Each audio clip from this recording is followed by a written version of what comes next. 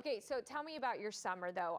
Speaking of trips, are you gardening this summer? Do you have anything? Because it might not survive those trips. Yeah, so right now we just moved into a new home, and so it's been a lot of like watering the land, almost at the crops, watering the land, so that, that we were in a summer, extensive heat period. Yes. And so you can see the grass browning. So right now what we're doing is just kind of watering everything, making sure everything is watered for next year, and then we'll it's so hot. I left for a weekend. I have a hanging flower basket. I came back. I said, oh, she's so gone. There's no way she made it. But get this, a few pots of water.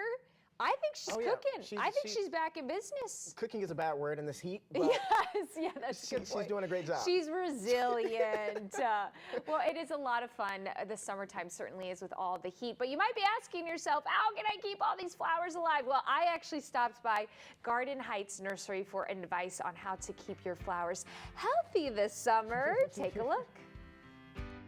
A lot of times this part of the year, we're dealing a lot with how do we care for all these new plants we put in pots or in the ground around our house.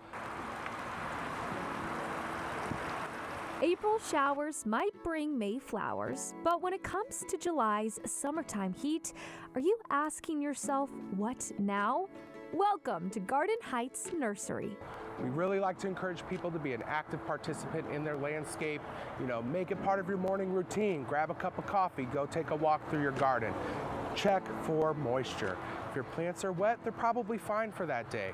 But if they are dry or look even remotely dry, maybe we need to touch the soil to confirm that. Since 1966, the local business has made homes and gardens all around the community beautiful.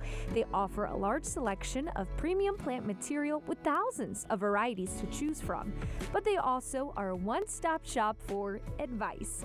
General Manager Steve Roesch shares the first step to maintaining healthy plants: precise watering. A lot of times it's not so much like we need to throw a bunch of water all over the landscape. It's all about being precise and putting that moisture right where it's needed most, right on top of the root system for each of your plants. So there are tools that can really help. Our favorite here at Garden Heights is a watering wand.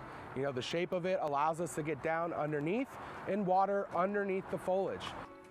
In fact, Roesch explains most plants do not like being watered over the top.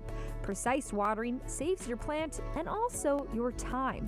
And if you're needing the extra help. But other items, for turf and for landscapes, you can use,